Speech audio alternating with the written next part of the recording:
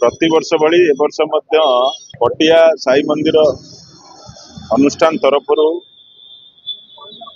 बुली बुली की पानी गाड़ी रे ठंडा ठंडा पानी दिया सहित जो छकरे जलछत्र नहीं से छकरे ए सुविधा दिया जाउची।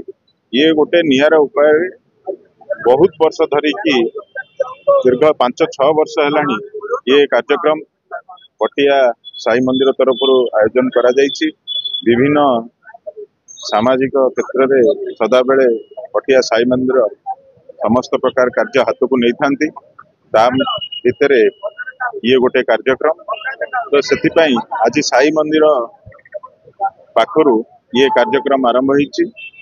खरा दिने जो बाटोई जो माने जाउचंती सेमानंक पई ये गोटे सुविधा सुजोग मिलिबो तांको पानी पीवा पई तो सेति पई मो धन्यवाद देवी पटिया शिरडी साई मंदिर पटियागढ़ जो साई मंदिर अच्छी ये कार्यक्रम हाथ को नहीं विगत वर्ष एवं ए वर्ष हाथ को नहीं निश्चिंत भाव में लोकंकर जनसेवा उपकृत हो पार बोली आशा करूँ। पटिया तरफ प्रत्येक वर्ष भली ए वर्ष भ्राम्यमाण जल छत्र आयोजन करा जायछि।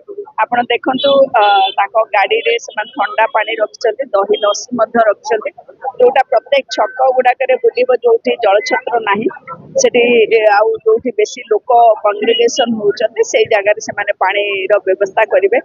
मो धन्यवाद देबी ये ट्रस्ट सबु मेंबर मानको आउ 1 नंबर कॉर्पोरेटर मोर भाई जो पप्पू राउत को ये सब बेले एभली भाव लोक मान से साहाय्य करी आछन्ती विभिन्न कार्यक्रम जरिया रे आज पुणे गोटे अभिनव वे रे से माने करूछन्ती। मैं धन्यवाद दउछि एवं कृतज्ञता जणाउछि। जय साईराम। पटिया शिरडी साई मंदिर तरफ प्रत्येक वर्ष आमर किसी सामाजिक काम आम करथाउ। ए खरा दिन जो बोली खरार जो प्रचंड रौद्रतापर रक्षा पाया बाटोई मानू पथिक मानू आम जलछत्र साधारण दे था। विभिन्न प्रकार अनुष्ठान तरफ विभिन्न छकरे ये कार्यक्रम चले किंतु पटिया शिरडी साई मंदिर सब अभिनव प्रयास जारी रखी थाए। दीर्घ 6 वर्ष है आम ये भ्राम्यमाण जल सेवा छत्र सेवा आम जारी रखीचु।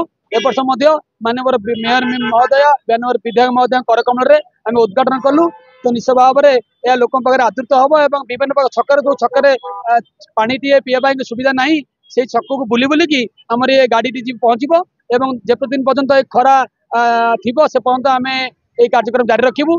तेणु निश्चित भाव में मुझे धन्यवाद देवी आम मंदिर समस्त कर्मकर्ता मानू जे कि बहुत संख्या योगदान करी आमको उत्साहित करथिबारु बहुत बहुत धन्यवाद। जय साईराम।